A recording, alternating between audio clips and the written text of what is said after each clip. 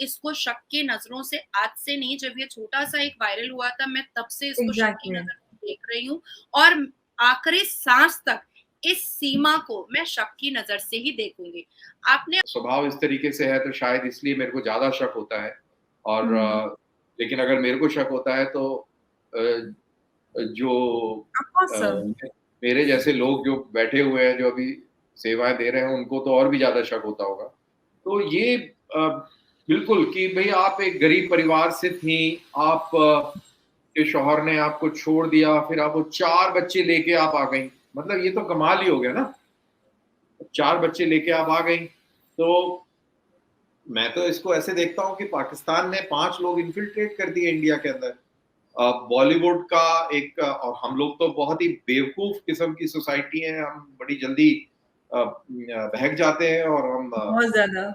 हाँ इसके ऊपर अब क्या बोलूं मैं, मेरे को तो बड़ा बोलना तो लोग बहुत इनफैक्ट सर आपने बात कही है, इसी पे बात कर रहे हैं कि अरे देखिए पीपल टू पीपल कनेक्शन की बात आ जाती है कि देखिए ये तो सब सिर्फ पीपल टू दिखता पीपल ही है कनेक्शन कि तो नफरत अच्छी बात है, फैलाते हैं लेकिन वो लोग मैट आपस में बड़ी प्यार करते हैं। और वो भी वाया दुबई या नेपाल, ये अच्छी बात नहीं।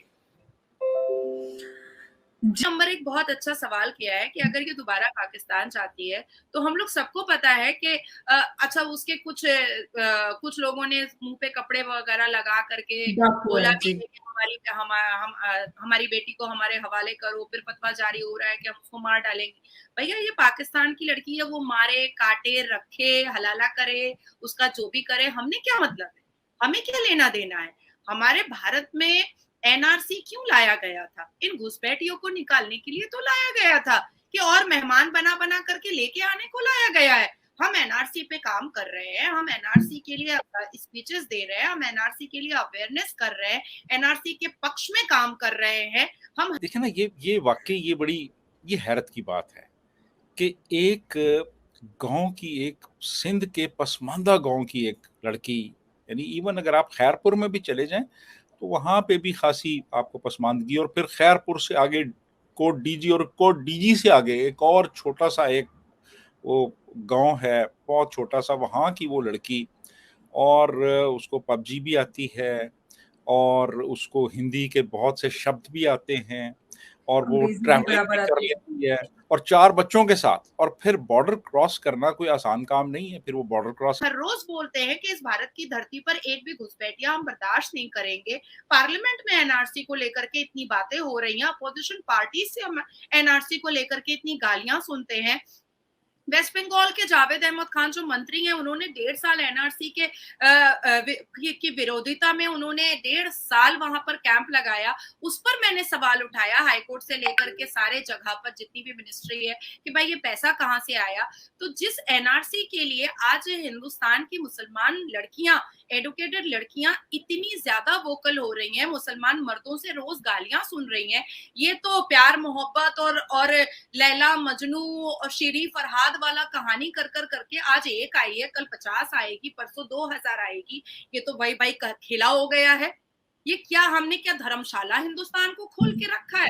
और देखिए हम और कितनी कट्टर इस्लामाइज्ड रेडिकलाइज्ड सोसाइटी है। उस सोसाइटी से एक औरत 4 बच्चे लेकर जहाज में बैठती है, नेपाल आ जाती है, और फिर नहीं, पहले नेपाल वो दुबई जाती है, दुबई से नेपाल आती है वो। हाँ जो भी कोई रास्ता लेती जी। है वो चलती पाकिस्तान से है और आती भारत में है, ग्रेटर नोएडा पहुंच जाती है वो नोएडा में। तो ये कैसे हो गया कि किसी ने सवाल ही नहीं पैदा उठाया, और उसके बाद इतने सारे पैसे कहाँ से आए? क्योंकि जो मैंने फोटो और वीडियोस देखे हैं, उसमें मेरे को लड़के का भी कोई बैकग्राउंड इतना जबरदस्त नहीं लग रहा कि वो इतनी बड़ी जर्नी को फंड कर पाए। तो यहाँ पे कहीं ना कहीं संदेह भी पैदा होता है, और संदेह पैदा भी होना चाहिए। मेरे को इसमें बहुत कम गुंजाइश लगती है कि आईएसआई का इसके अंदर रोल ना हो। पता नहीं, मेरा तो पाकिस्तान की तरफ से एक तो वो एक्सेप्ट करने के लिए तैयार नहीं है कि ये जो सीमा है ये पाकिस्तानी है, हालांकि उनके शौहर जो सऊदी में रहते हैं वो एक्सेप्ट कर रहे हैं कि वो मेरी बीवी है और मेरा घर बेच के हिंदुस्तान चली गई है। लेकिन ये कहा जा रहा है कि उसके ऊपर दबाव है, धर्म परिवर्तन करवा लिया, उसको हिंदू बना दिया। तो लव जिहाद कैसे, मतलब ये उधर से सवाल आ रहा है।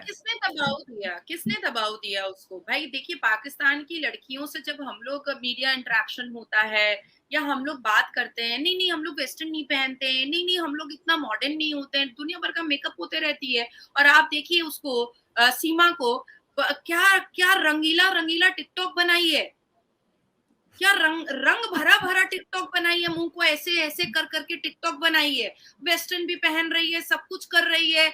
और ये जो पाकिस्तान में कि हम उसको एक्सेप्ट नहीं करेंगे, अरे मत करो ना, हमको क्या लेना देना है, हमें क्या मतलब है, जिस गली जाना नहीं है उसका पता पूछ के हमको क्या फायदा है, कहावत है ना अंबर।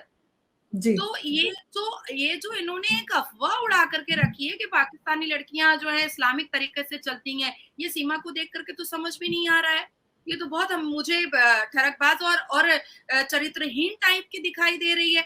दूसरी चीज है कि देखिए सचिन की उम्र कम है, सचिन की उम्र कम है, वो समझ नहीं पा रहा है चीजों को कि ये मेरे साथ हो क्या रहा है। अभी उम्र कम है, अभी उसको लग रहा है कि मैं बहुत हाईलाइट हो गया हूँ, सीमा को बगल में लेकर के बैठ गया हूँ, मुझे हर एक मीडिया पे दिखाया जा रहा है। पर उस औरत को देखिए कि वो सचिन को बिल्कुल साइड करके रखी है और सारी मीडिया बोलने नहीं देती सचिन को बोलने नहीं देती कुछ भी। अच्छा देखिए, जितनी भी हम लोग पढ़े लिखी एडुकेटेड हिंदुस्तानी सभ्यता और संस्कार वाली लड़कियां हैं, कभी भी एक तो जिनके हस्बैंड होते हैं वो सामने नहीं आते हैं। अगर हम जैसा देश जहां पर इतना एडवांस है, यहाँ पर महिलाएं खुलकर बाहर निकलती आती जाती हैं, तो पढ़ी लिखी भी होती हैं, वो भी इतनी कॉन्फिडेंट नजर नहीं आती हैं कि वो कहीं पे भी चली जाएं। इनफैक्ट सड़क पार करने में, कोई गांव से, छोटे शहर से ही औरत दिल्ली में आ जाए तो उसको रोड क्रॉस करने में बड़ी दिक्कत आती है।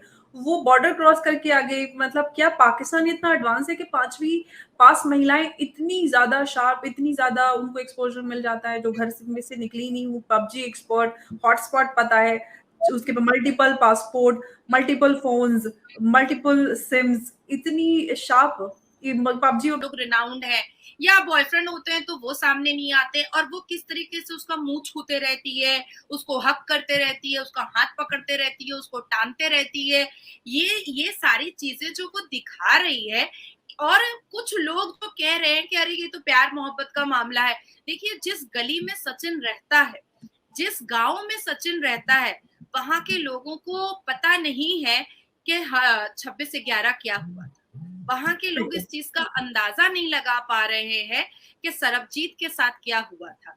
वहां के लोग इस चीज का अंदाजा नहीं लगा पा रहे हैं कि जितनी भी हाँ एग्जैक्टली, कि इस यूपी चले जाइए, आप पश्चिम बंगाल के मटियाप्रूज एरिया में चले जाइए, सिंदूर भी लगाती है मुसलमान लड़कियां, बिल्कुल आराम से पैर में बिछिया पहनती है, सिंदूर लगाती है मुसलमान लड़कियां।